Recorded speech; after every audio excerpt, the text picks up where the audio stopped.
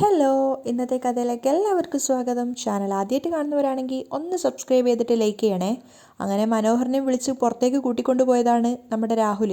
ആ സമയത്ത് മനോഹർ പറയുന്നുണ്ട്, സ്വന്തം മോള് പ്രസവിക്കുന്നതും കാത്തിട്ട് ലേബർ റൂമിന് മുന്നിൽ ഒരമ്മ ഇരിപ്പുണ്ട്. ആ അമ്മയ്ക്ക് അറിയില്ല അത് സ്വന്തം മകളല്ലാന്ന്.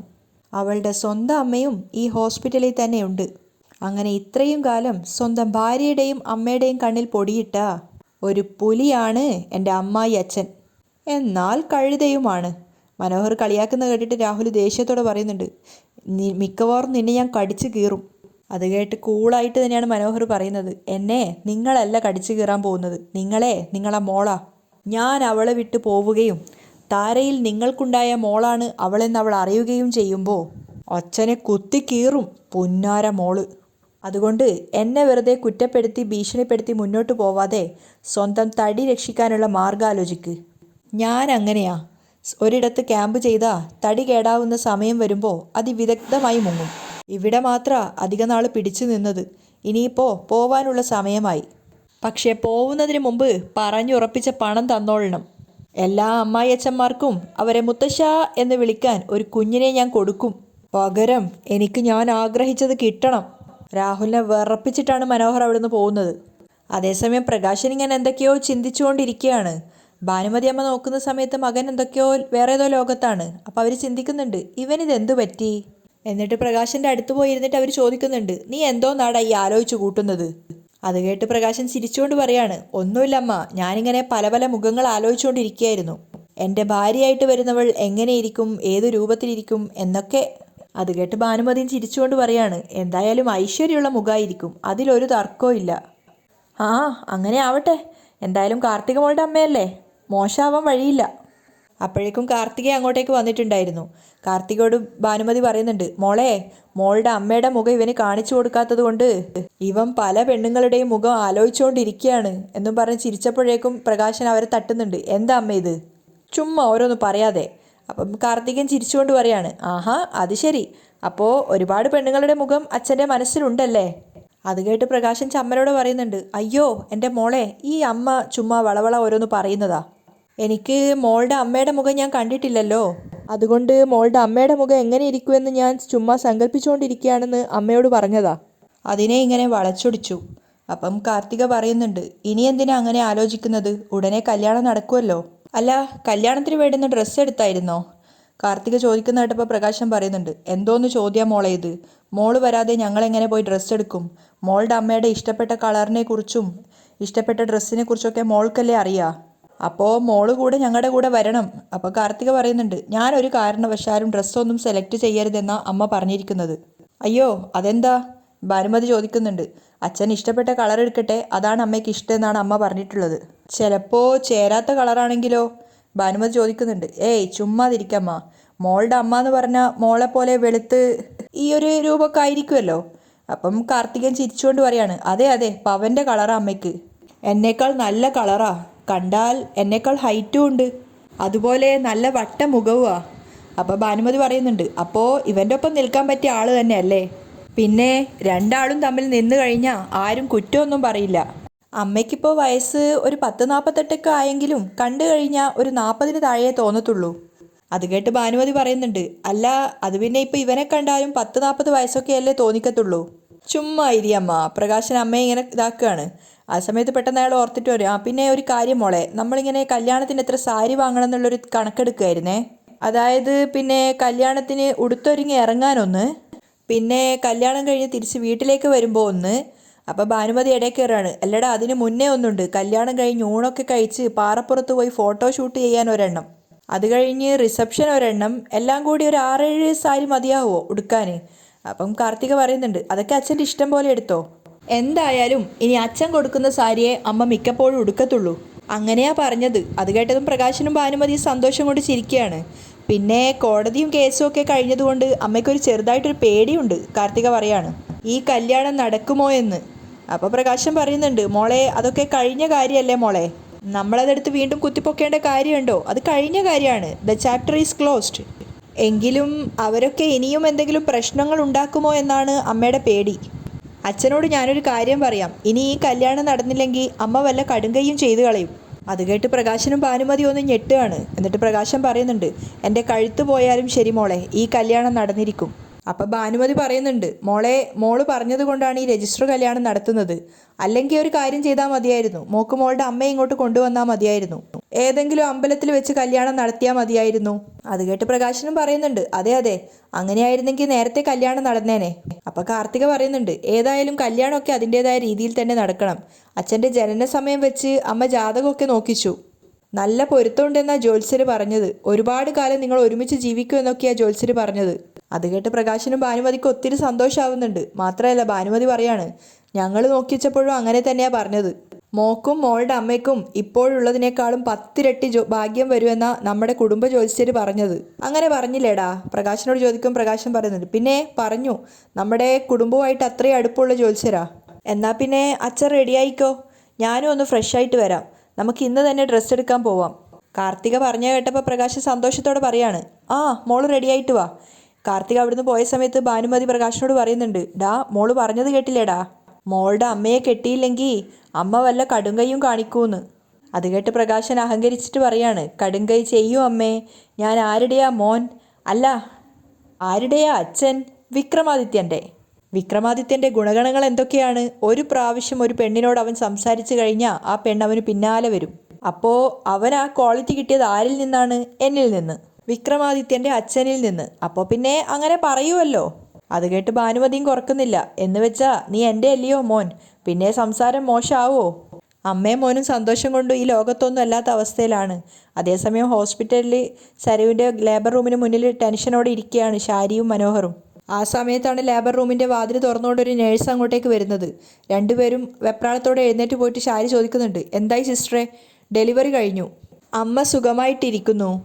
അത് കേട്ട് ഷാരി സന്തോഷത്തോടെ നിൽക്കുകയാണ്. അപ്പോഴേക്കും രാഹുലും അങ്ങോട്ടേക്ക് വരുന്നുണ്ട്. അപ്പം സിസ്റ്റർ കുറച്ച് ടെൻഷനോടെയാണ് പറയുന്നത്, കുഞ്ഞ്. അപ്പം ഷാരി ചോദിക്കുന്നുണ്ട്, കുഞ്ഞിനെന്ത് പറ്റി?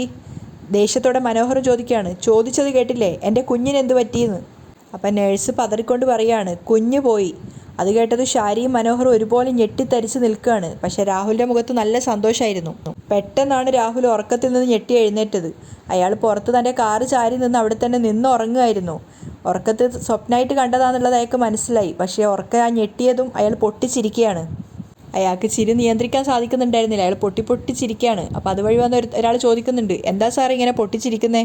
അപ്പോൾ രാഹുൽ അയാളോട് പറയുന്നുണ്ട്, ഏയ് ഒന്നുമില്ല, ഇന്നലെ കണ്ട ഒരു കോമഡി സിനിമയിലെ രംഗം ഓർത്ത് ചിരിച്ചു പോയതാ.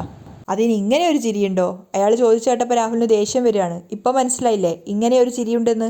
നീ നിന്റെ പാട് നോക്കി പോടാ എന്നും പറഞ്ഞ് രാഹുൽ പോകുന്ന സമയത്ത് അയാൾ ഇങ്ങനെ പേറിക്കുന്നുണ്ട്, ഇതൊക്കെ എവിടുന്ന് വരുന്നടേ? ആ സമയത്ത് ലേബർ റൂമിന് മുന്നിൽ ടെൻഷനോടുകൂടി നിൽക്കുകയാണ് ഷാരിയും മനോഹറും. രണ്ടുപേരും അങ്ങോട്ടും ഇങ്ങോട്ടും ഇങ്ങനെ നടന്നുകൊണ്ടേ ഇരിക്കുകയാണ്. കുറച്ചു നേരത്തിന് ശേഷം ഒരു സിസ്റ്റർ വന്നിട്ട് ലേബർ റൂമിൻ്റെ വാതിൽ തുറക്കുന്നുണ്ട്. അവർ പുഞ്ചിരിച്ചുകൊണ്ടാണ് വന്നത്. സിസ്റ്റർ, രണ്ടുപേരും പരിഭ്രമത്തോടെ സിസ്റ്റർ അടുത്തേക്ക് പോയപ്പോഴേക്കും സിസ്റ്റർ ചിരിച്ചുകൊണ്ട് പറയാണ്, മോള് പ്രസവിച്ചു. അത് കേട്ട് ഷാരി സന്തോഷം കൊണ്ട് കണ്ണ് നിറയാണ്. മനോഹറിനെ നോക്കുന്ന സമയത്ത് അവനും ചിരിക്കുന്നുണ്ടായിരുന്നു. അപ്പോഴാണ് രാഹുൽ അങ്ങോട്ടേക്ക് വരുന്നത്. അപ്പം ഷാരി നഴ്സിനോട് ചോദിക്കുകയാണ്, കുഞ്ഞ് ആൺകുഞ്ഞാണോ? അല്ല, പെൺകുഞ്ഞാ. അത് കേട്ടപ്പോൾ ചെറുതായിട്ട് ഷാരിയുടെ മുഖമൊന്ന് വാടിയെങ്കിലും സന്തോഷം കൊണ്ട് അവർ പുഞ്ചിരിക്കുകയാണ്. അപ്പം രാഹുൽ ചോദിക്കുന്നുണ്ട്, അമ്മയും കുഞ്ഞും? രണ്ടുപേരും സുഖമായിട്ടിരിക്കുന്നു. സിസ്റ്റർ സന്തോഷത്തോടെയാണ് പറയുന്നത്. അത് കേട്ടപ്പോൾ സമാധാനത്തോടു കൂടി ഷാരി നെഞ്ചിൽ കൈവെക്കുകയാണ്. മനോഹർ ചെറുതായിട്ടൊന്ന് അർത്ഥം വെച്ച് രാഹുലിനെ നോക്കുന്നുണ്ട്. അതൊന്നും മനസ്സിലാവാതെ ഷാരി മനോഹറിനോട് പറയാണ്, മോളുടെ വയറ് കണ്ടപ്പോൾ ആൺകുഞ്ഞായിരിക്കും എന്നാണ് കരുതിയത്. അപ്പം മനോഹർ സന്തോഷത്തോടെ പറയുന്നുണ്ട്, ആണായാലും പെണ്ണായാലും കുഴപ്പമില്ലല്ലോ അമ്മേ. ഷാരിയും സന്തോഷത്തോടെ ചിരിക്കുകയാണ്.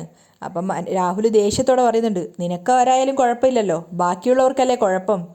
അത് കേട്ടിട്ട് ഷാരിക്ക് ദേഷ്യം കയറുകയാണ്. നിങ്ങൾക്ക് എന്തിൻ്റെ കേടാ മനുഷ്യ, മോളുടെ പ്രസവം കഴിഞ്ഞെന്നാ നേഴ്സ് വന്ന് പറഞ്ഞത്. അത് കേട്ട് രാഹുലും ദേഷ്യത്തോടെ പറയുന്നുണ്ട്, എനിക്ക് ചെവി കേൾക്കാം. അപ്പം മനോഹർ പറയാണ്, കുഞ്ഞ് ജനിക്കുന്നതിനേക്കാളും മുമ്പുള്ള സങ്കടാ കുഞ്ഞ് ജനിച്ചതിന് ശേഷം അച്ഛന്.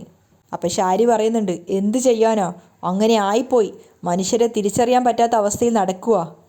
അപ്പോഴേക്കും ലേബർ റൂമിൻ്റെ വാതിൽ തുറന്നിട്ട് ഡോക്ടർ വന്നിട്ടുണ്ടായിരുന്നു. ഡോക്ടർ കണ്ട സമയത്ത് ഷാരി വേഗം ഓടി അടുത്തേക്ക് ചെല്ലുകയാണ്. ഡോക്ടർ, അമ്മയ്ക്കും കുഞ്ഞിനും കുഴപ്പമൊന്നുമില്ലല്ലോ?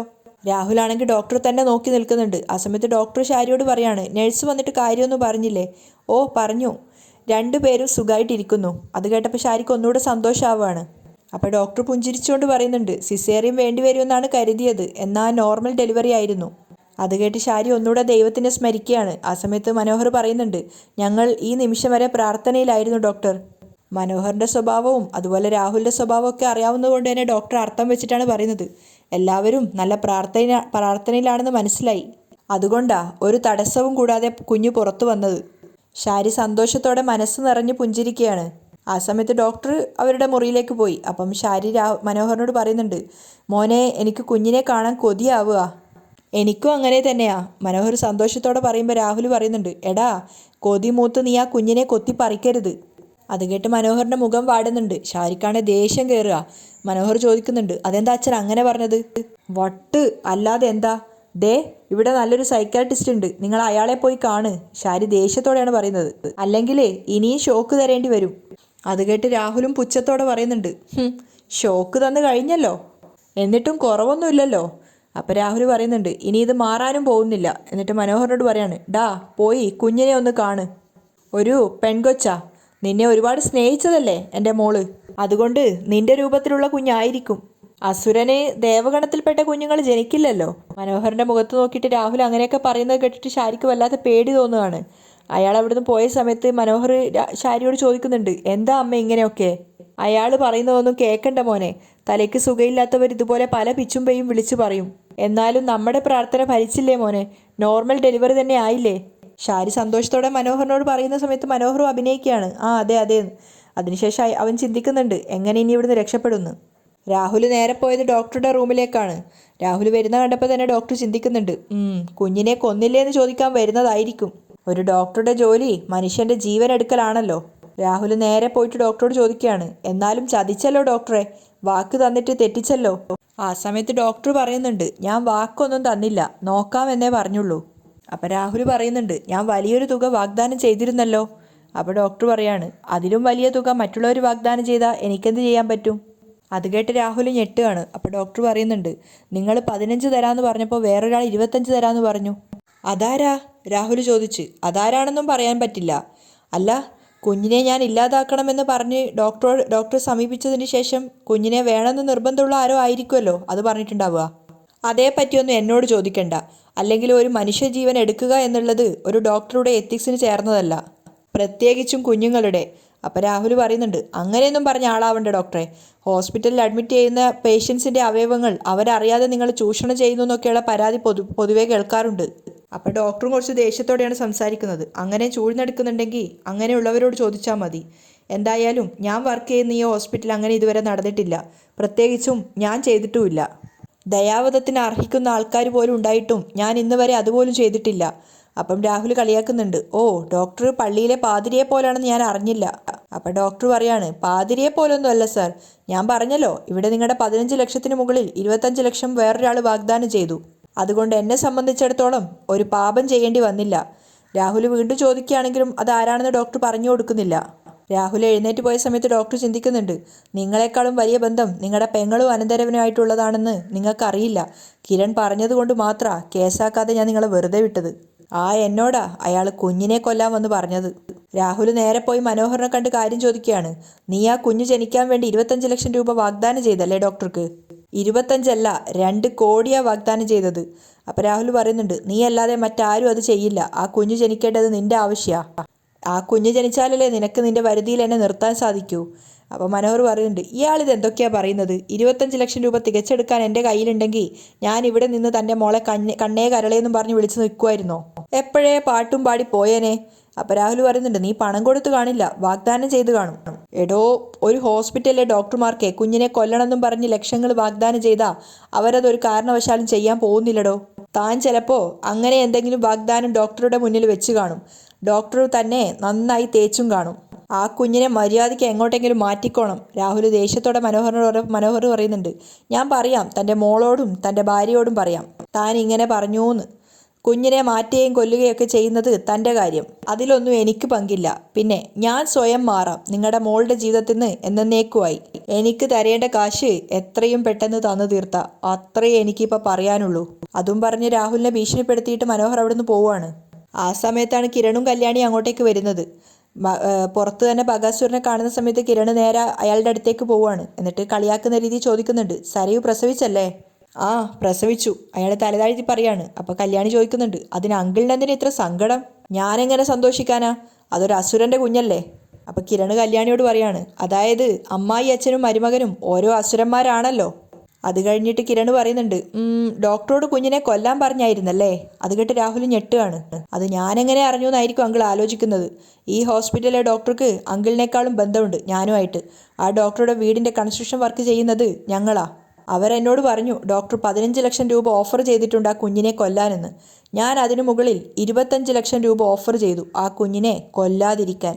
കിരൺ പറഞ്ഞത് കേട്ട് രാഹുൽ ശരിക്കും ഞെട്ടിത്തരിച്ച് നിൽക്കുകയാണ്. അവിടെയാണ് ഇന്നത്തെ എപ്പിസോഡ് വൈൻഡപ്പ് ചെയ്യുന്നത്.